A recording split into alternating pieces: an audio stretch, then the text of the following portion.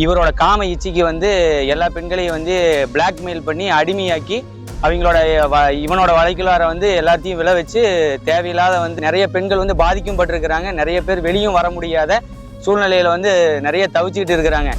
இந்த ஆட்சி அந்த ஆட்சி அப்படிங்கிற ஒரு சமுதாய வேறுபாடு இல்லாம எந்த ஆட்சியா இருந்தாலும் அது நல்ல ஆட்சியா இருக்கணும் அப்படிங்கறதான் வந்து எங்களுடைய கோரிக்கையை தவிர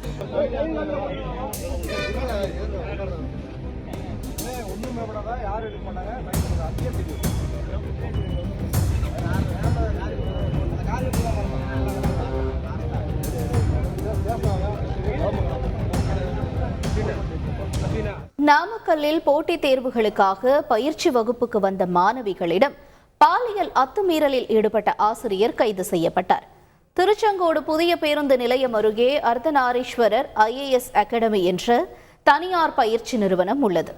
இங்கே பயிற்சி வகுப்புகளை நடத்தி வரும் மெய்யழகன் மாணவிகளிடம் சினிமாவில் நடிக்க வைப்பதாக ஆசை வார்த்தை கூறி பழகியுள்ளார்.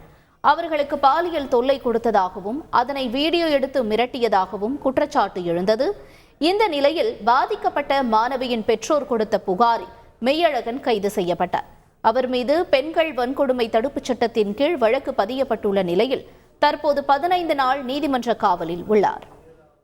இந்த அர்த்தநாரீஸ்வரர் IAS அகாடமி நடத்திட்டு இருக்கிற ஒரு அஸ்வின் என்கிற மெய்யழகு வந்து பார்த்தீங்கன்னா நிறைய பெண்களை வந்து இந்த மாதிரி வந்து தவறுதலாக, அதாவது ஒவ்வொருத்தரோட கேரக்டரை வந்து இது பண்ணி அனாலிசிஸ் பண்ணி ஒவ்வொருத்தரோட பிரச்சனைகளை வந்து இப்போ பர்சனல் லைஃபுக்குள்ளார அவங்களோட கேரக்டரை வந்து மிஸ்யூஸ் பண்ணி இவரோட காம இச்சைக்கு வந்து எல்லா பெண்களையும் வந்து பிளாக்மெயில் பண்ணி அடிமையாக்கி அவங்களோட இவனோட வழக்கிலார வந்து எல்லாத்தையும் விளை வச்சு தேவையில்லாத வந்து ஒரு பிரச்சனைகளை உருவாக்கி அவங்களோட வாழ்க்கையை வந்து சீரழித்து அவங்களோட லைஃப்பை வந்து ஸ்பாயில் பண்ணுறாங்க.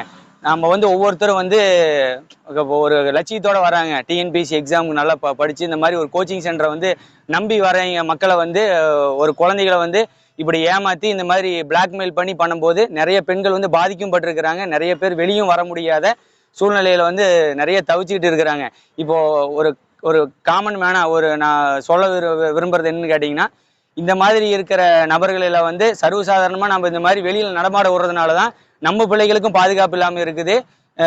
புதுசாக வந்து படிக்க வரலாம் அப்படின்னு ஒரு ஆர்வமாக வந்து ஒரு பொது எக்ஸாம் போட்டித் தேர்வு எழுத வர பிள்ளைகளும் இதனால தான் படிக்க முடியாமல் அவங்களோட இதுவும் வந்து லைஃப்பும் ஸ்பாயிலாக வீணாக போகுது.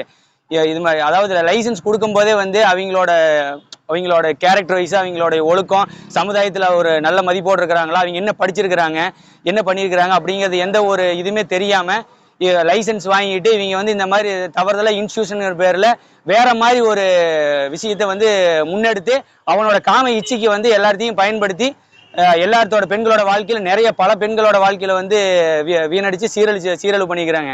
எல்லாம் இப்போ தான் தெரிய வந்து ஒவ்வொருத்தராக இப்போ தான் வரதுனால நாங்கள் வந்து கம்ப்ளைண்ட் கொடுத்து இந்த மாதிரி வந்து கேஸை வந்து இது பண்ணியிருக்கிறோம். ஆனால் வந்து இந்த கேஸ் வந்து எங்களுக்கு பத்தாதுங்க. அதில் வந்து முழுசாக எங்களுக்கு ஒரு திருப்திகரமான ஒரு இதாக இல்லை.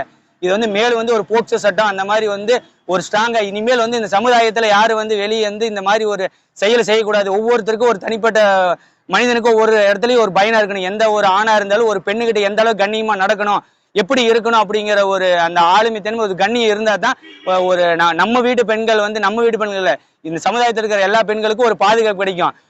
இந்த ஆட்சி அந்த ஆட்சி அப்படிங்கிற ஒரு சமுதாய வேறுபாடு இல்லாம எந்த ஆட்சியா இருந்தாலும் அது நல்ல ஆட்சியா இருக்கணும் அப்படிங்கறதான் வந்து எங்களுடைய கோரிக்கையை தவிர ஒருத்தரை வந்து பிளேம் பண்ணி இவங்க இப்படி இருக்கிறாங்க அவங்க அப்படி இருக்கிறாங்க அப்படிங்கிற காரணத்தை காட்டி இது ஒரு அரசியலாக்க நாங்க விரும்பல. எல்லாத்துக்கும் ஒரு நியாயம் கிடைக்கணும், ஒரு நீதி கிடைக்கணும். அந்த ஒரு அடிப்படையில தான் நாங்க வந்து இதை முன் வச்சிருக்கிறோம். இதுக்கு வந்து அரசாங்கம் வந்து முழுமையா வந்து நடவடிக்கை எடுத்து இனிமேல் அந்த லைசன்ஸை வந்து ரத்து பண்ணி இனிமேல் வருங்கால சந்ததியினருக்கு வந்து இந்த மாதிரி ஒரு பாதிப்பு இல்லாத மாதிரி அது வந்து கரெக்டா வழிமுறை பண்ணி வழி நடத்தி கொண்டு போகணும். செய்திகளை உடனுக்குடன் தெரிந்து கொள்ள உடனே சப்ஸ்கிரைப் பண்ணுங்க.